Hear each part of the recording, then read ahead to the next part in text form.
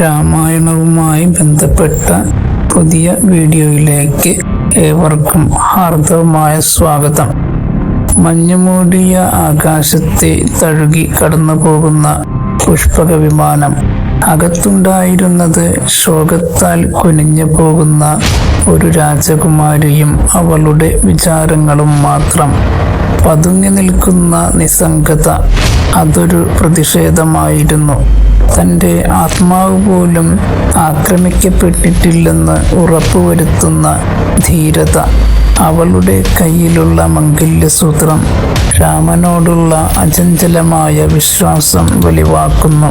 വിമാനത്തിൻ്റെ വേഗതയും കാറ്റും അവളുടെ വസ്ത്രത്തെ ഉലയ്ക്കുന്നു. കണ്ണീർ അതിൽ പുരണ്ടിരിക്കുന്നു.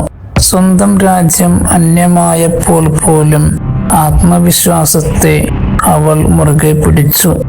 അതൊരു യാത്രയാണെന്ന് അവൾക്കറിയാം. ദർശനത്തിനും ധർമ്മത്തിനും ഇടയിലൂടെയുള്ള ഒരു യാത്ര.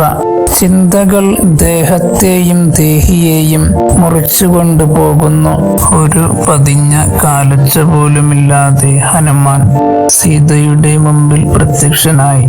താൻ ശ്രീരാമദൂതനാണെന്ന് സ്വയം പരിചയപ്പെടുത്തി.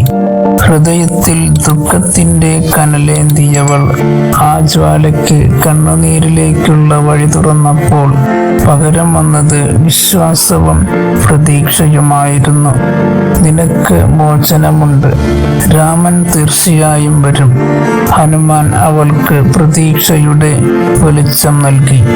ഈ വെളിച്ചത്തിൽ സീത ആദ്യമായി ആശ്വാസം അനുഭവിച്ചു. അശോകവനിയിലെ ഹനുമാന്റെ സീതാ സന്ദർശനം കാവൽക്കാർ മുഖേന രാവണൻ അറിയാനിടയായി. ഹനുമാനെ വധിക്കാനുള്ള കോപം രാവണനിലുണ്ടായി. ദൂതനെ വധിക്കുന്നത് രാജധർമ്മമല്ല എന്നറിയാവുന്ന രാവണൻ ഹനുമാന്റെ വാലിൽ തീ കൊളുത്തി വിടാൻ നിർദ്ദേശം നൽകി. ഭടന്മാർ അപ്രകാരം ചെയ്തു. അഗ്നി പടർന്നു കയറുന്ന വാലുമായി ഹനുമാൻ മുകളിലേക്കുയർന്നു. വിഭീഷണന്റെ കൊട്ടാരം ഒഴികെയുള്ള കൊട്ടാരങ്ങൾ അഗ്നിദേവന് സമർപ്പിച്ചു. ഹനുമാൻ സീതയെ കാണുന്നതിനു മുമ്പ് അശോകവനത്തിൽ ഒന്ന് ചുറ്റിയടിക്കുകയും ചെയ്തു. ഇതിനിടയിൽ രാവണന്റെ കിങ്കരന്മാർ ഹനുമാനെ കാണുകയും അദ്ദേഹത്തെ തടയുകയും ചെയ്തു. ഇതിൽ പ്രകോപിതനായ ഹനുമാൻ അവരെ മരം പിഴുതെടുത്ത് അടിച്ചുകൊണ്ട് അവരെ വധിക്കുകയും ചെയ്തു. അശോകവനിയിൽ ഒരുപാട് നാശനഷ്ടങ്ങൾ ഉണ്ടാക്കുകയും ചെയ്തു.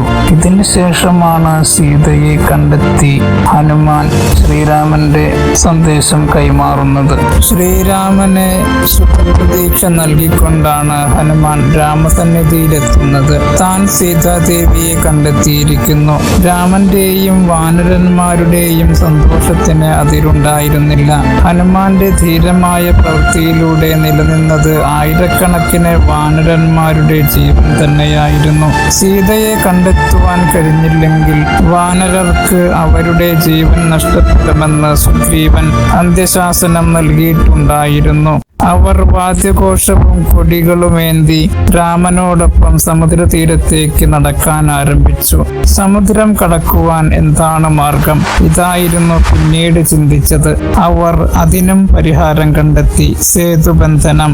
വരുണദേവനോട് അനുവാദവും ശിവലിംഗം നിർമ്മിച്ച് പൂജയും ചെയ്ത ശേഷം വിശ്വകർമാവിന്റെ പുത്രൻ നളന് രാമൻ സേതുബന്ധനത്തിനുള്ള അനുവാദവും അനുഗ്രഹവും കൊടുത്തു. നളനും നീലനും ചേർന്ന് സമുദ്രത്തിൽ ആദ്യ ശില പാകി.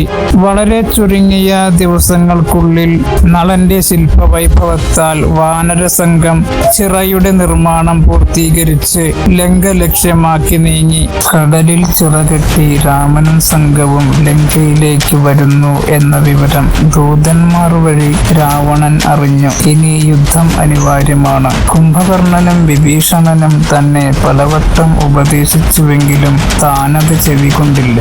ഇനി രാമസായകമേറ്റു മരിക്കുക തന്നെ ഗതിയുള്ളൂ. പണ്ട് മണ്ഡോദരിയുടെ പിതാവ് മാല്യവാൻ പറഞ്ഞ വാക്കുകൾ സത്യമാവാൻ പോകുന്നു. ഈ കുഞ്ഞ് നിന്റെ വംശം നശിപ്പിക്കും. രാവണപുത്രനായ മേഘനാഥൻ എന്ന ഇന്ദ്രജിത്ത് കണ്ണുകളിൽ അടങ്ങാത്ത കോപവുമായി നിൽക്കുന്നു. യുദ്ധം ആരംഭിക്കാം എന്ന് പിതാവിനോട് പറയുന്നു. ഇന്ദ്രനെ യുദ്ധത്തിൽ ജയിച്ചതിനാലാണ് മേഘനാഥന് ഇന്ദ്രജിത്ത് എന്ന എന്ന പേര് വന്നത്. അസ്ത്രവിദ്യ, മായാവിദ്യ എന്നിവകളിൽ അതീവ പാണ്ഡിത്യമുള്ളവൻ. യുദ്ധത്തിന് കാഹളമുയർന്നു. ആനകൾ, കുതിരകൾ, കാലാളുകൾ, ആയുധങ്ങൾ എന്നിവ നിമിഷം കൊണ്ട് സജ്ജമായി. രാമസേന ലങ്കയിൽ പ്രവേശിച്ചു. ഹനുമാൻ സീതാന്വേഷണവുമായി ബന്ധപ്പെട്ട് ലങ്കയിലെത്തിയപ്പോൾ തന്നെ ലങ്കയുടെ ഐശ്വര്യത്തിന് മങ്ങലേറ്റു. സുഗ്രീവൻ, അംഗദൻ, നളൻ, നീലൻ, മൈന്ദൻ, വിവിധൻ, ഹനുമാൻ തുടങ്ങിയ വാനര പ്രമുഖന്മാർ രാമാജ്ഞയ്ക്കായി ചെവിയോർത്തു നിൽക്കുന്നു. 100,000 പേരാണ് ദക്ഷിണ ഗോപുരം കാക്കുന്നത്. വടക്കേ ഗോപുരം കാക്കുന്നത് 1 കോടി രാക്ഷസരാണ്. വാനര സൈന്യത്തിന്റെ സൈന്യാധിപനായി രാമൻ നീലനെ നിയോഗിച്ചു. പടയുടെ മധ്യഭാഗം, പിൻഭാഗം എന്നിവ സംരക്ഷിക്കാൻ രംഭൻ, പ്രമാദി തുടങ്ങിയ വാനര പ്രമുഖരെ നിയോഗിച്ചു. ശ്രീരാമൻ ഹനുമാന്റെ തോളിലിരുന്ന് യാത്ര ചെയ്യാൻ തീരുമാനിച്ചു. പിന്നിൽ ലക്ഷ്മണൻ, അംഗദൻ, സുഗ്രീവൻ തുടങ്ങിയവരും. ഗജൻ, ഗവയൻ, ഗവാക്ഷൻ, ബലി, സുഷേണൻ, തുങ്കൻ, ശതബലി, താരൻ തുടങ്ങിയവരും സംഘത്തിൽ പ്രധാനികളായി. ചന്ദ്രനും സൂര്യനും പോലെ ലക്ഷ്മണനും രാമനും സൈന്യത്തിനുള്ളിൽ തിളങ്ങി. വജ്രദംഷ്ട്രൻ കിഴക്കുവശത്തു കൂടിയും മേഘനാഥൻ പടിഞ്ഞാറേ ഗോപുരത്തിലൂടെയും കടന്നു വന്നു. നീലനും സേനയും കിഴക്കേ ഗോപുരവാതിലിലൂടെയും ഹനുമാൻ പടിഞ്ഞാറേ ഗോപുരവാതിലിലും നിലയുറപ്പിച്ചു. ശ്രീരാമൻ ലക്ഷ്മണനോടും വിഭീഷണനോടും കൂടി വടക്കേ ദിക്കിലും നിലയുറപ്പിച്ചു. ഇപ്രകാരം യുദ്ധത്തിന് തുടക്കമായി. മുഷ്ടികൾ, മുസലങ്ങൾ എന്നിവയുപയോഗിച്ച് വാനര സംഘം ലങ്കയുടെ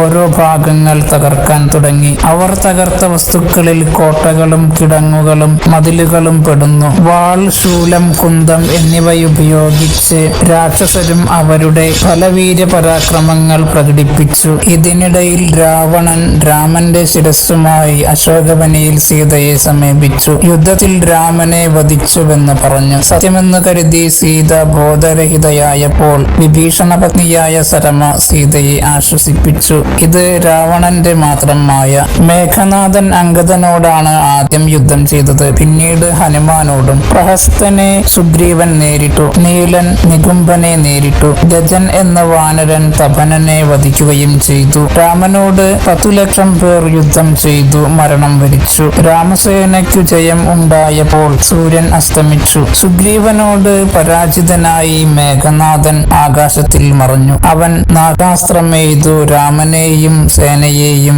ജയിച്ചു. ആദ്യ ദിനം രാക്ഷസർക്ക് ജയമുണ്ടായി. രാവണൻ ധൂമ്രാക്ഷനെ യുദ്ധത്തിനയച്ചു. പടിഞ്ഞാറേ ഗോപുരത്തിലൂടെയാണ് ധൂമ്രാക്ഷന്റെ വരവ്. ആദ്യം നേരിട്ടത് ഹനുമാനെ തന്നെയായിരുന്നു. ഹനുമാൻ ഒരു കുന്ന് അടർത്തിയെടുത്ത് ധൂമ്രാക്ഷനു നേരെ എറിഞ്ഞു. തേരും കുതിരകളും തകർത്തു. കോപിഷ്ഠനായ ധൂമ്രാക്ഷൻ ഹനുമാനെ ഗദ കൊണ്ട് അടിച്ചു.